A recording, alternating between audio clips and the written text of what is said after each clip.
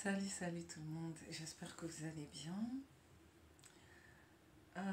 Je suis vraiment désolée, j'ai fait une longue pause de 2 semaines. Oui, 2 semaines. Non, même pas, presque un mois, hein. Ça fait presque un mois. En fait, je m'en suis pas rendu compte, le temps il est passé tellement vite, il est passé trop vite. Et comme d'hab, j'avais beaucoup de choses à faire.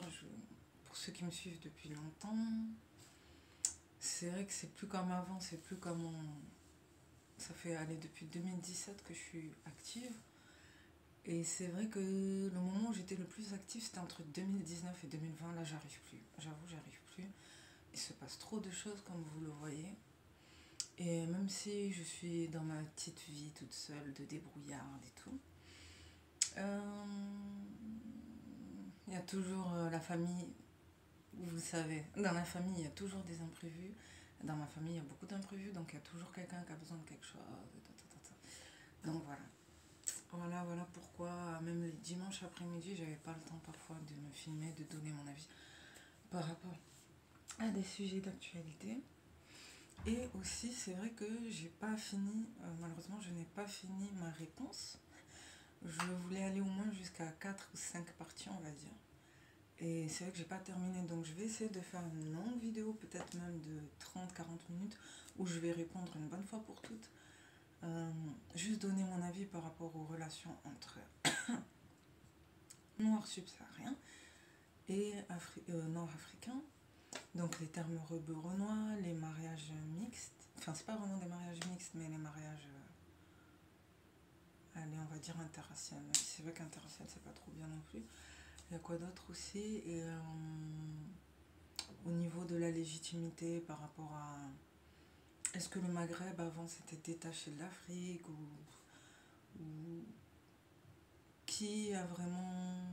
Qui sont vraiment les vrais Africains d'origine, les premiers êtres humains d'Afrique, tout ça.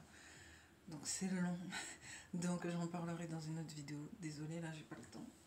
Là je voulais juste donner mon avis. Et oui, aussi quand même, j'ai reçu pas mal de commentaires, d'avis, et franchement merci beaucoup. Surtout, ouais, j'ai reçu deux trois hommes maghrébins. Bon, il y en avait un qui était un peu froid, mais il y en avait un, j'ai vraiment aimé. Même si on n'est pas d'accord sur tous les points, mais il m'a expliqué beaucoup de choses et merci. Merci. Ça m'a. Bah après, c'est quelqu'un qui a l'air un peu dépressif aussi. Je pense que c'est quelqu'un qui est dépassé. Il y a beaucoup de gens qui sont dépassés par tout ce qui se passe, hein, et qui ont un gros mal-être et c'est vraiment triste. Donc voilà, j'ai parlé un peu avec lui via les commentaires. Et aussi Zambie, Congo, quelque chose comme ça. Lui, il me suit depuis un moment. Franchement, merci aussi pour les explications. Enfin, la plupart des gens qui m'ont donné des explications d'ordre historique, anthropologique et tout, merci. Même si là, j'ai pas trop le temps de tout les lire. Peut-être que je les lirai dans l'autre vidéo. Merci. Donc, je reviens. Je voulais juste donner mon avis vite fait par rapport à un sujet vraiment très sensible dont tout le monde parle. Et j'avoue, j'étais pas trop à l'aise. Je suis pas trop à l'aise parce que je m'y connais pas vraiment en politique, franchement. Je suis un peu perdue. Mais juste donner mon avis par rapport à ce que certaines personnes disent là en ce moment. Et je trouve qu'il y a des choses qui sont un peu limites, franchement. Mais bon, après, chacun est libre de penser ce qu'il veut. Je ne vais pas interdire les gens de penser. Euh,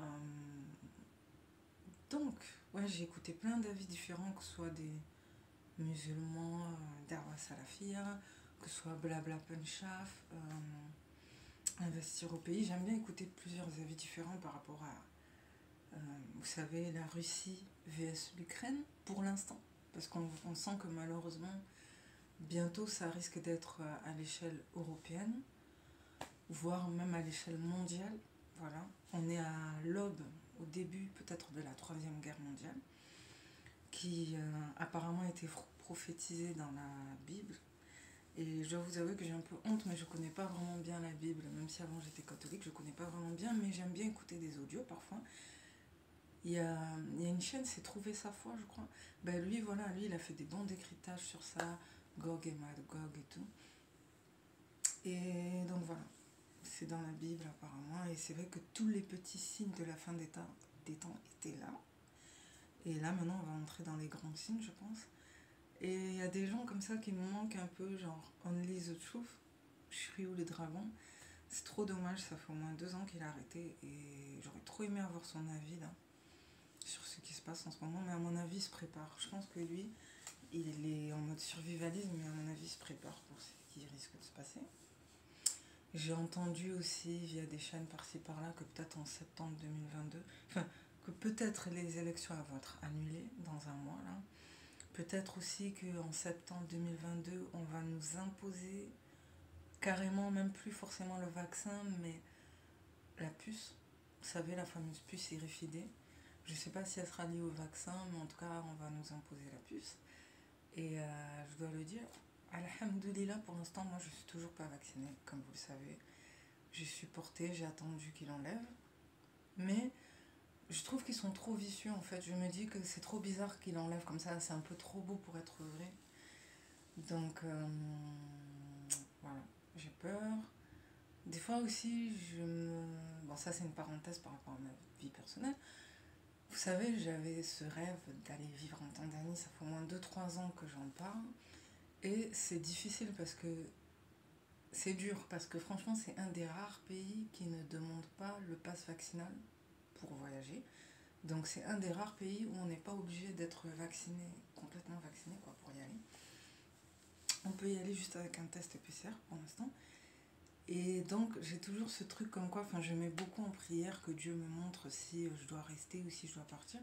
Et c'est dur parce que, bon, là, j'ai pas encore les moyens, mais des fois, je me demande si j'ai pas encore une infime possibilité d'aller vivre là-bas, mais je sais pas. Et ça résoudrait beaucoup de choses, beaucoup d'interrogations que j'ai dans ma vie personnelle et que je peux pas être allée là. Et c'est vrai, je me demande toujours aussi comment j'aurais pu être si je serais partie depuis 2020. Parce que oui, moi, ça fait un moment que j'ai envie de partir. C'est pas que j'ai envie de fuir par rapport à la Troisième Guerre. Je sais que tous les pays, là, ils vont être touchés par les famines, tout ça. Non. Mais ça fait juste mal de voir que je suis peut-être passée à côté de l'une des plus belles idées que j'ai eues de toute ma vie. Voilà, parce que j'ai été perturbée par d'autres choses qui font que je ne me suis pas assez concentrée sur ça, malheureusement. Voilà.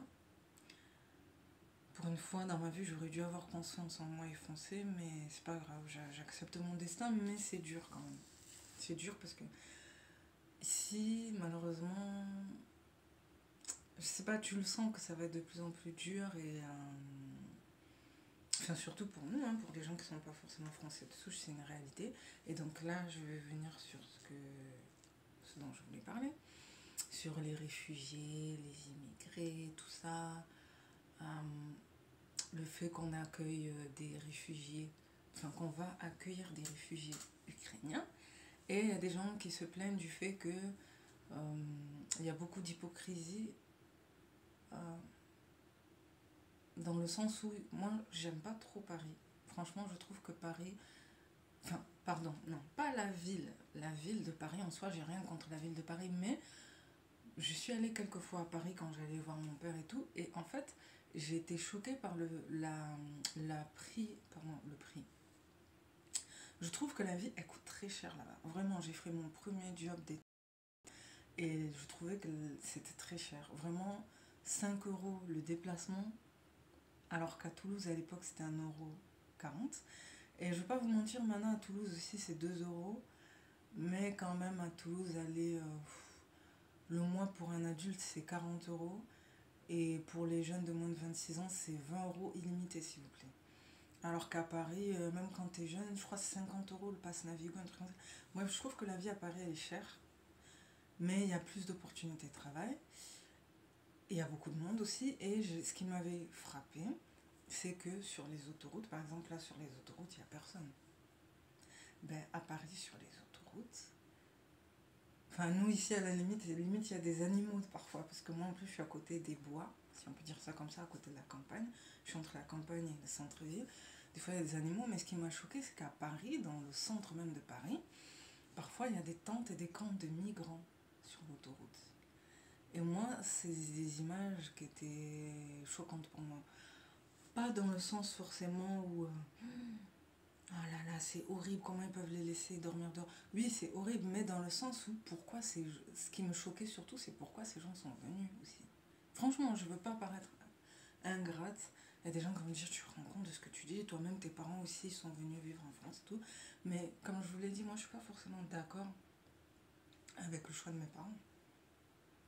Ah oui, moi je suis pour le fait que les personnes qui peuvent remigrer, ben, je pense que le mieux c'est de remigrer, d'aller vivre avec des gens qui sont comme nous, pour arrêter de se plaindre de toutes ces histoires de racisme, de discrimination et tout. Et aussi parce que moi, enfin, j'ai pas envie de participer au grand remplacement.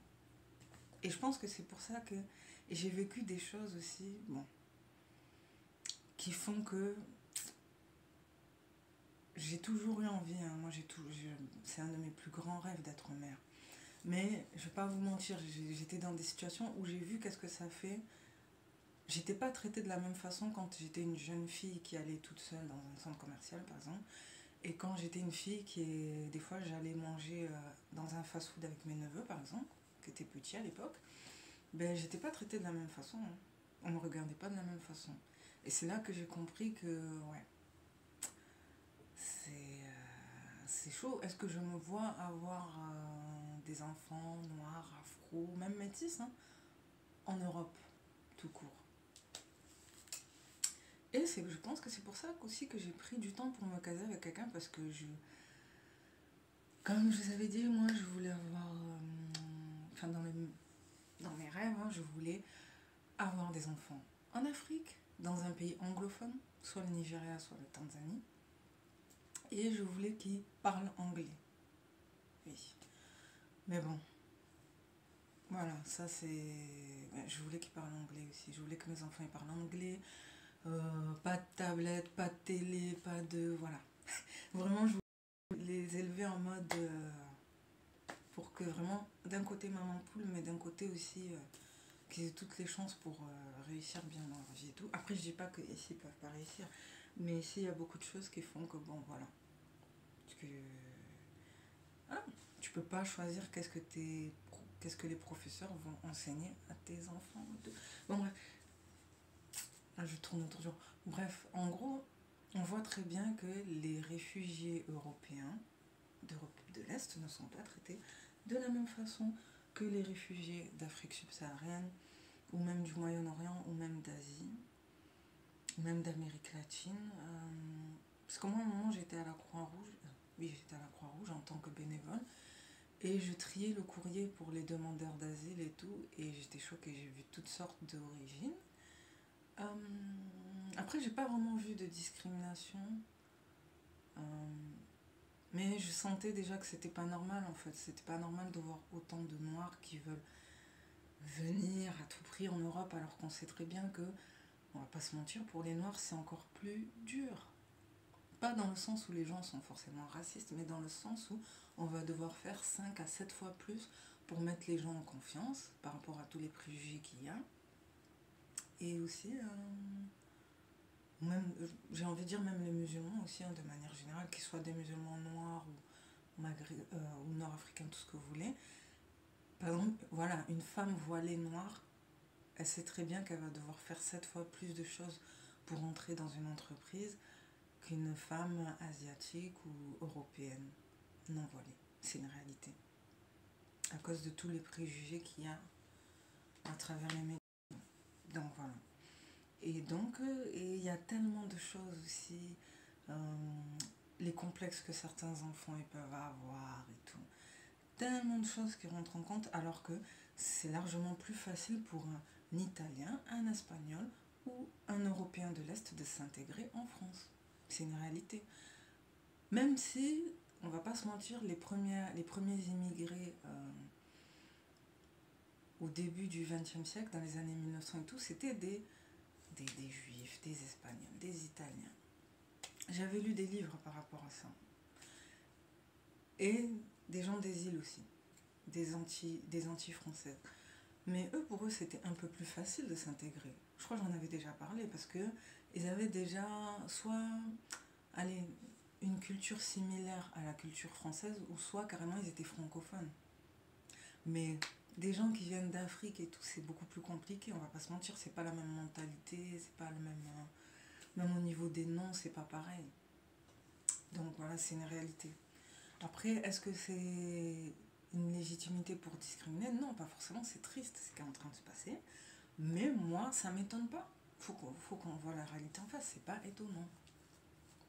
C'est pas étonnant. C'est la vie, c'est comme ça. Si les gens estiment que c'est beaucoup plus intéressant. Enfin voilà, il y a beaucoup de gens qui commencent à vraiment croire de plus en plus à la théorie du grand remplacement et on peut pas leur en vouloir en fait.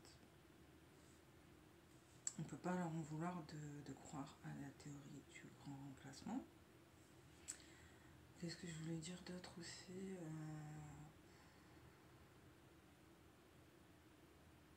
Parce que c'est trop long. Il y a tellement de choses à dire.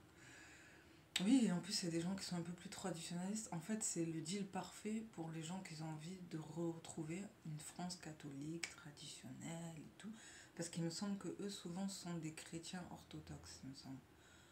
Donc, et en plus aussi, apparemment, la plupart des réfugiés ukrainiens sont des femmes, des enfants et des retraités. Parce que les hommes vont défendre l'Ukraine, en fait. Alors que c'est vrai que, triste constat, mais la plupart des réfugiés africains sont la plupart du temps des hommes. Et c'est pas normal, je vais pas vous mentir, c'est pas normal, mais qu'est-ce que vous voulez, c'est la vie, c'est comme ça. On sait pas pourquoi la plupart des hommes africains fuient parfois leurs responsabilités ou pensent que. Ou non, c'est pas fuir leurs responsabilités, mais euh, se disent que. Enfin voilà, ils veulent à tout prix. C'est comme le rêve américain, ils veulent vivre leur rêve européen.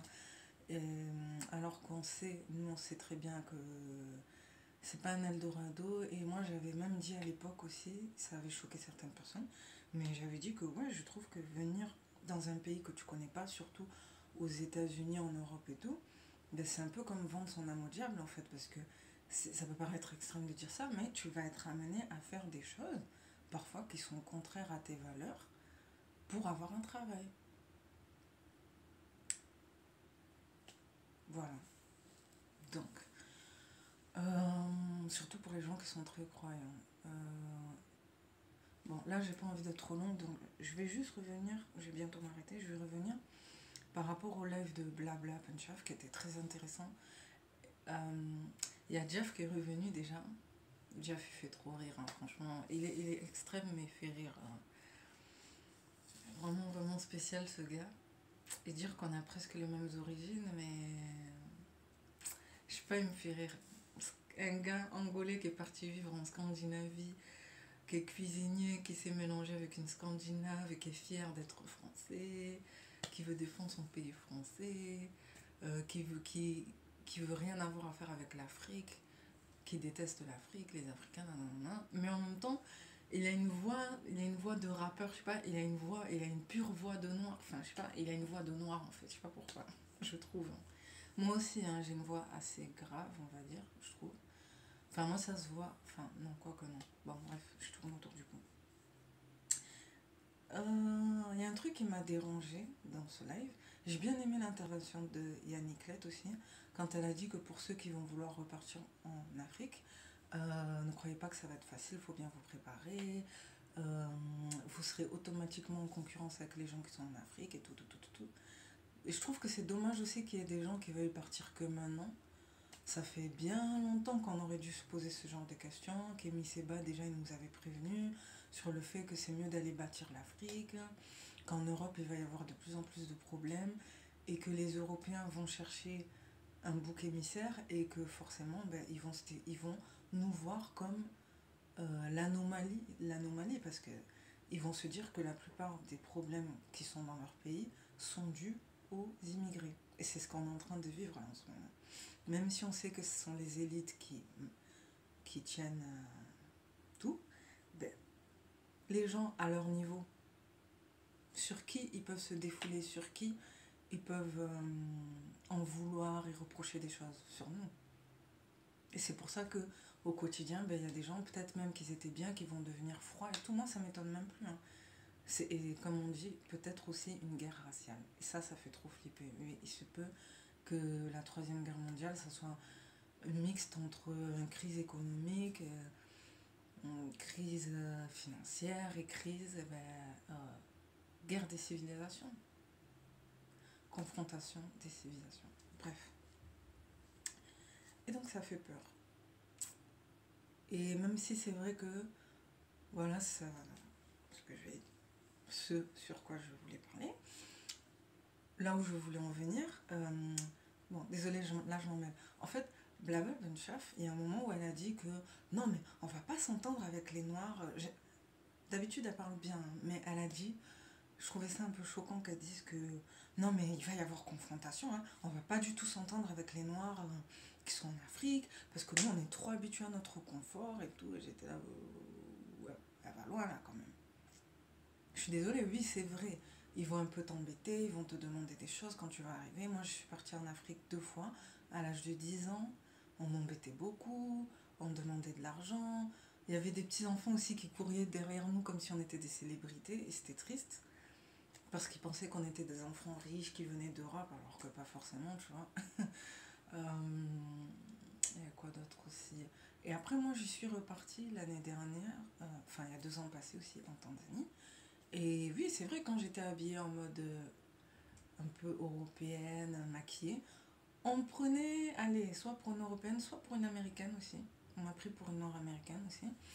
Mais quand je suis sortie en mode voilée, parce que voilà, il y a une soirée où je suis sortie en mode voilée, je suis partie voir la mosquée, tout ça, une mosquée, tout ça, on m'a pris pour une Tanzanienne, hein. Il n'y avait pas de problème. Et ça m'a pas dérangé, franchement, à part au niveau sanitaire. Bon, au niveau de la cuisine, ils mangent pas, enfin, ils mangent beaucoup, allez, tout ce qui est brochettes, crêpes avec de la viande et tout. Et puis c'est nanan. Bon, bref, ça ressemble à ce que nous on mange aussi ici. Au niveau sanitaire, j'avoue, c'était chaud quand même. J'ai pris des douches froides, j'ai utilisé des toilettes turques. L'eau du robinet, elle n'est pas forcément potable, mais tu peux acheter de l'eau en bouteille. Enfin, il y a plein de petits détails aussi, on va pas se mentir, qui font que c'est chaud.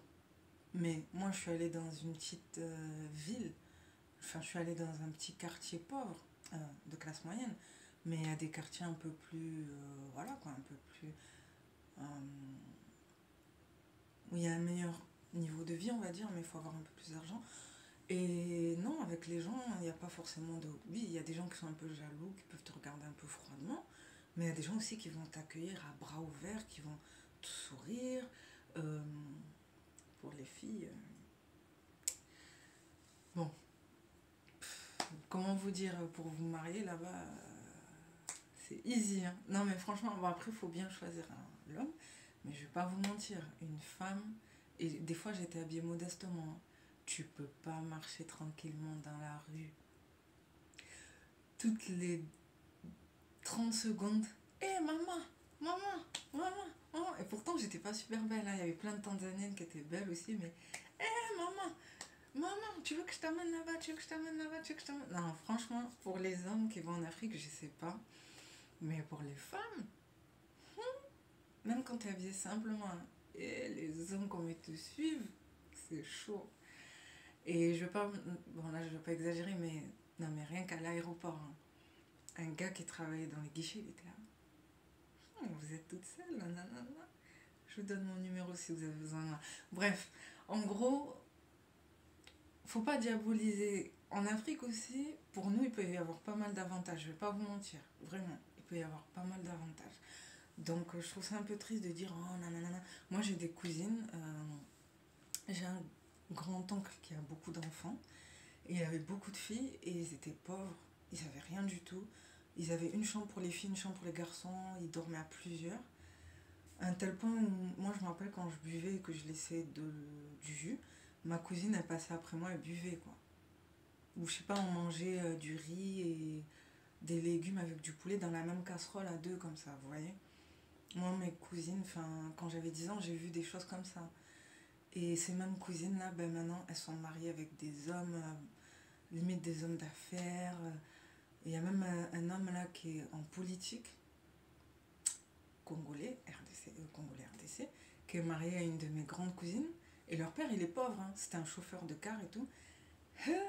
Je vous dis, je vais pas vous mentir, elles ont vraiment fait l'hypergamie parce que elles les aiment, hein, mais attention, ils les ont mis bien. Genre, elles sont passées de broke, pauvres, elles ont fait leurs études et tout, hein, mais laisse tomber. Genre, les gars, ils les ont mariés.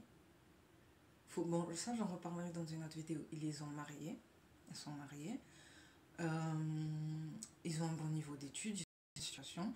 Ils leur ont pas forcément proposé la polygamie aussi. Après, je sais pas s'ils les trompent, mais ils sont pas forcément polygames. Ils sont chrétiens, parce que bon, nous là-bas, ils sont chrétiens. Elles ont 3 4 enfants. Elles se portent bien, elles sont simples. Et aussi, leurs maris, attention, ils sont propriétaires. Ah oui. Non, mais là, c'est une parenthèse, juste pour vous dire, parce que faut pas qu'on diabolise trop l'Afrique. Parce que je vous dis vraiment, surtout pour les femmes noires, euh, les hommes noirs qui sont bien ici, ok, mais pour les femmes noires qui ne sont pas encore mariées, je ne vais pas vous mentir, hein, si vous avez la possibilité d'aller vivre en Afrique, je suis désolée, mais au lieu de rester ici et de faire 3 4 enfants et d'être vue comme une fille qui peut-être va toucher les allocs, c'est une réalité, là-bas, regardez comment on peut être en fait. Mes cousines, elles sont mariées, pas toutes, mais en tout cas, il y en a 2 3 qui sont vraiment bien. Elles aident leur père et elles sont même mieux que nous en fait. Vraiment, elles sont mieux loties que nous. Elles ont des femmes de ménage. Elles sont pas obligées de travailler. Leurs hommes aussi sont propriétaires. Et quand je vous dis propriétaire, c'est pas un petit appart comme nous ici, hein, T2. Je veux pas exagérer, je vous mens pas. C'est propriétaire, c'est-à-dire genre ils ont fait construire des maisons. Et nous les maisons là-bas, c'est petites maisons avec petite cabane pour les animaux, petit jardin où tu peux faire des légumes, tout ça. Il peut y avoir des étages aussi. Cuisine américaine, garage. Ils sont propriétaires, hein. Et ils ont 30 et quelqu'un. Et ma mère aussi, bon, maintenant elle a une grande maison et tout, elle a presque fini de la construire. Son terrain, elle avait acheté à, je crois, je sais pas, je crois 10 000 euros, 20 000 euros. Et elle m'avait dit un jour, si je lui passais 1 000 euros, peut-être elle m'achètera un bout de terrain. Donc, bon, après, moi, le problème, c'est qu'elle veut pas me laisser partir comme ça, parce qu'elle veut pas que je parte sans avoir un minimum de bagages, tout. Mais attention, hein, ne sous-estimez pas l'Afrique, hein. Oui, c'est dur et tout, on va pas vous donner ça comme ça. Mais si vous avez des bons contacts et tout, ma mère, elle a des bons contacts. Elle a une personne très sympa aussi de notre famille, un cousin aussi qui fait plein de démarches et tout pour l'aider. Vous pouvez être bien, hein. Vous pouvez vraiment être bien. Et moi aussi, par exemple, j'ai mon grand-oncle qui est... enfin, celui-là qui a le mieux réussi de notre famille, qui a fait des grandes études et tout. Même s'il n'a pas eu trop de chance avec les femmes. Mais il faisait plein d'allers-retours en Europe. Et ce qui m'a choqué, c'est qu'il a jamais eu le besoin de vivre en Europe, en fait. Mais vraiment. Il venait en Europe que pour faire des affaires. Il était homme d'affaires dans une grande société. Là, maintenant, il a pris sa retraite. Et il s'occupe de notre famille. Il s'occupe de notre ferme familiale. On a une ferme familiale que notre grand-oncle avait laissée, genre le grand frère de ma grand-mère maternelle, pardon, nous a laissé, où la plupart de nos ancêtres sont enterrés. Il détient cette ferme. Elle vaut peut-être, je sais pas moi, entre 100 000 et 500 000 dollars facile. Il y a plusieurs cabanes, il y a un fleuve, il y a beaucoup d'animaux, il y a des palmiers, il fait pousser plein de trucs là-bas. Limite, il vit là-bas. Et s'est jamais senti le besoin de vivre. Par exemple, lui, là, s'il y a un problème, là, s'il y a une guerre, s'il y a une famine au Congo, il est bien. Et moi, quand je le vois lui, par exemple, je me dis, ouais, ma mère, elle a foiré quelque part. Je lui en veux pas, c'est sa vie, mais elle a foiré quelque part. Comment ça se fait que son grand frère, qui est l'aîné de la famille, notre grand-mère, elle avait rien, et lui, quand même, il s'en est sorti. Il a, à un tel point qu'il aidait trop, il aidait tout le reste, tous les autres membres de la famille. Et il était déçu aussi parce que ma mère, elle avait abandonné les études pour faire couture, nanana. Alors que lui, il avait payé ses études. Bon, bref, je vais pas raconter toute ma vie, mais franchement, ne diabolisez pas les relations qu'on peut avoir avec les gens qui sont en Afrique. C'est pas vrai que forcément ça va se passer comme au Libéria, qu'on va pas s'entendre et tout, non. Après, chacun fait ce qu'il veut. Il y a des gens qui vont rester ici, il y a des gens qui vont peut-être partir, mais dans les deux cas, il y aura un prix à payer. Ici, il y aura peut-être un soi-disant confort, comme certaines personnes disent, mais moi je trouve que la vie elle devient de plus en plus dure ici. On a très bien vu que dans certains endroits, si tu n'as pas le pass sanitaire, tu peux pas travailler. La plupart même des Français de souche galèrent aussi ici de plus en plus. La vie elle va être de plus en plus chère, donc il y a un prix à payer, hein. Les enfants, ils vont être face à plein de choses que nous on n'a pas vécues quand on était petit. Ça va être dur, même si tu veux super bien élever ton enfant, ça va être dur. Il y aura toujours des trucs que tu ne pourras pas contrôler. Euh, Comment dire, comme ceux qui vont partir en Afrique aussi vont devoir se réadapter et tout, mais ils auront une certaine liberté et une tranquillité qu'ils n'ont peut-être pas ici.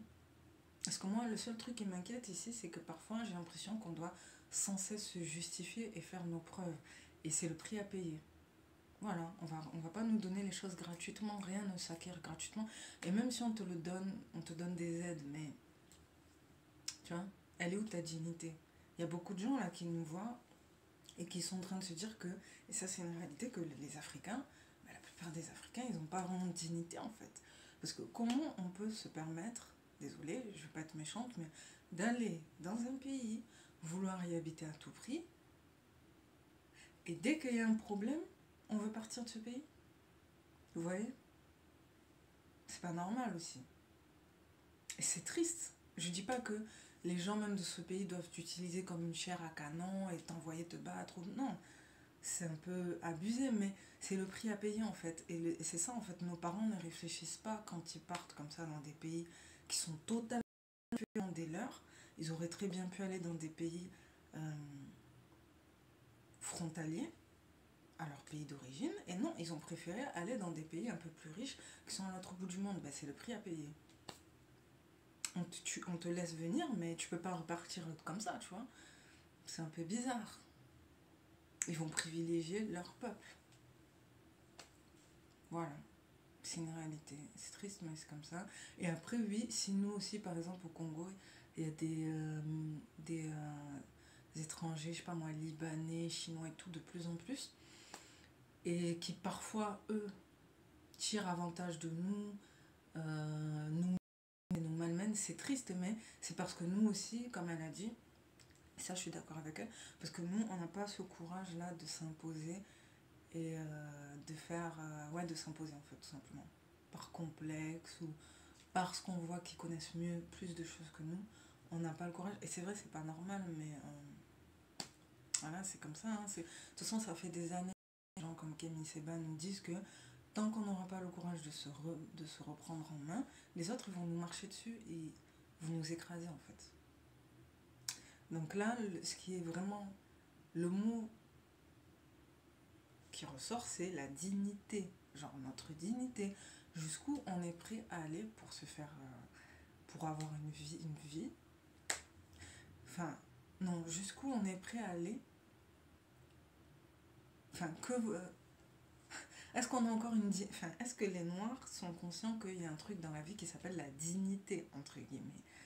La dignité, non, mais vraiment, là, je vous le dis. Hein.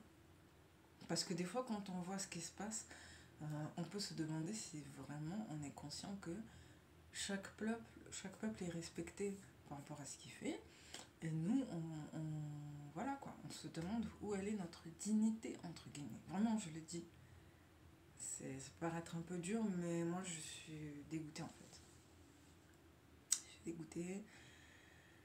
Et je sais pas. Je sais pas qu'est-ce que vous en pensez. J'ai été plus longue que ce que je voulais.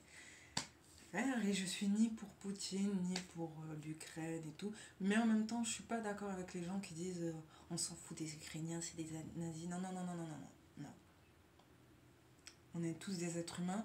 À tout moment, nous aussi, on peut se faire bombarder. C'est trop facile de se moquer des autres, alors que nous aussi, on peut se faire bombarder.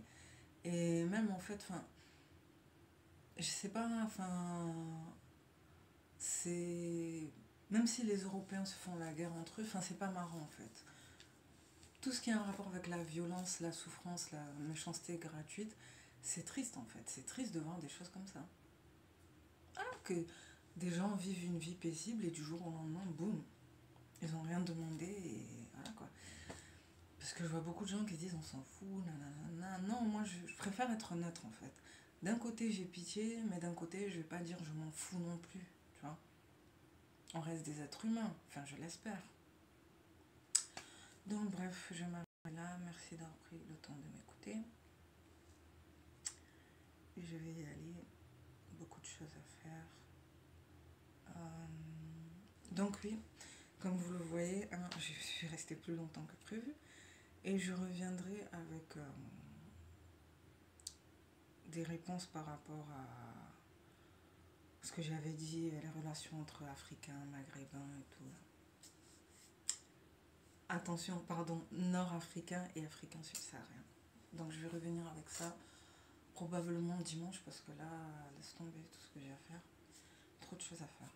Voilà, voilà. Merci d'avoir pris le temps de m'écouter. Prenez soin de vous. Et maintenant, plus que jamais, faites les bons choix dans vos vies. Hein. Vraiment. Hein. Économisez le maximum d'argent possible. Prenez soin de vos proches. Prenez soin de vous aussi, de votre santé.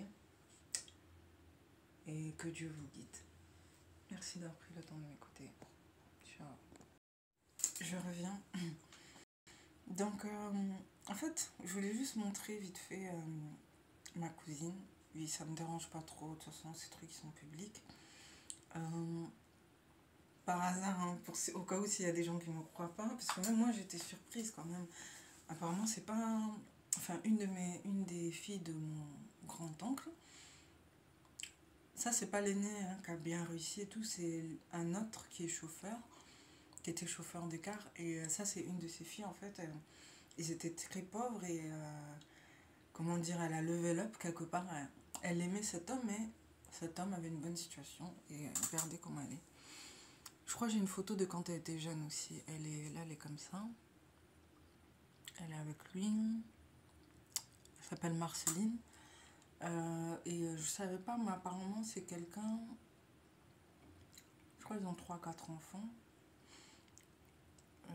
Il s'appelle Diabanza.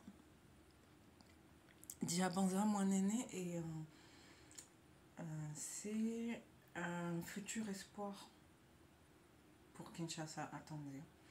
En fait, il se bat pour. Je sais plus pourquoi il se bat, mais.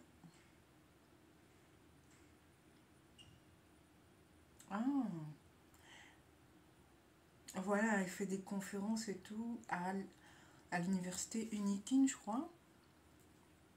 Et. Mais j'avoue, je sais plus exactement pourquoi. En tout cas, ils sont contre Mobutu. Non, pardon, ils sont contre Mobutu. I'm sorry. Ils sont contre Joseph Kabila. Voilà. Ils font partie du membre, je crois, du Tshisekedi ou quelque chose comme ça. Ils sont contre Joseph Kabila. Et. C'est où que c'est marqué? Attends.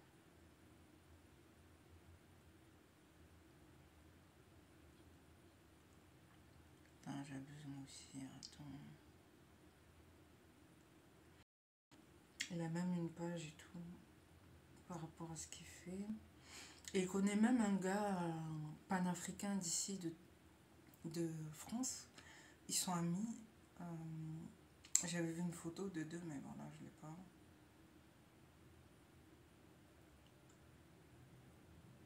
Donc voilà, c'est lui. Une de mes cousines a marié cet homme. C'est le candidat vice-gouverneur de la ville-province de Kinshasa. Combattant intelligent, Diabanza Mwanene, l'espoir de la population quinoise. Franchement, quand j'ai vu ça, ça m'a fait plaisir parce que il n'y a pas que lui, hein, il y a plein d'autres personnes, mais il fait partie de ces hommes en fait. Voilà, il fait partie de UDPS Tshisekedi. En fait, ce sont des gens qui se battent en fait pour que Kabila sorte en fait, sorte de sa place et franchement, chapeau. Il me semble qu'il est ami aussi avec un panafricain d'ici, mais là, j'ai pas sa photo. Hum, Franchement, ça fait plaisir de savoir que... Voilà, juste pour vous montrer que faut pas trop diaboliser les relations qu'on peut avoir avec les gens là-bas. Non. Ça peut se passer très bien aussi, hein, vraiment. Faut pas penser que... ah, malheureusement, là, je vois pas. J'ai oublié. C'est pas...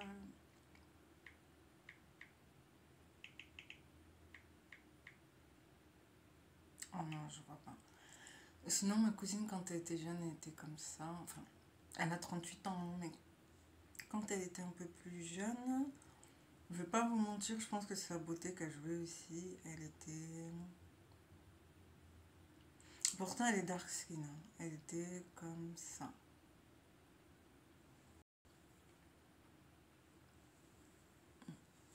Elle était comme ça. Maintenant, elle est un peu grossie parce qu'elle a eu trois quatre enfants, mais elle était comme ça, hein. Elle était pauvre, hein, avec plus d'une dizaine de frères et sœurs. Et voilà, quoi, elle s'est mariée avec quelqu'un. Il s'aime beaucoup, il a une bonne situation. Voilà. Donc, juste pour vous dire qu'il ne faut pas avoir trop peur de... Bon, pour ceux qui ont peur et que c'est pas la peine, tant pis. Mais pour ceux qui se sentent l'envie d'essayer de retourner en Afrique, essayez, hein, vous pouvez pas savoir, hein, comment ça va se passer. Moi, en tout cas, j'ai toujours dit que si j'aurais vraiment les moyens, enfin vraiment aller entre 50 000 et 100 000, même pas, même 30 000, mais je vais pas vous mentir, pour l'instant, j'ai pas cette somme. Ouais, je serais partie, j'aurais acheté un petit appartement, je serais partie, mais bon, c'est la vie, c'est comme ça. J'accepte mon destin. Donc, merci d'avoir pris le temps de m'écouter. Et comme j'avais dit tout à l'heure, prenez soin de vous et essayez de faire les meilleurs choix possibles dans votre vie, surtout à l'heure actuelle. Ciao.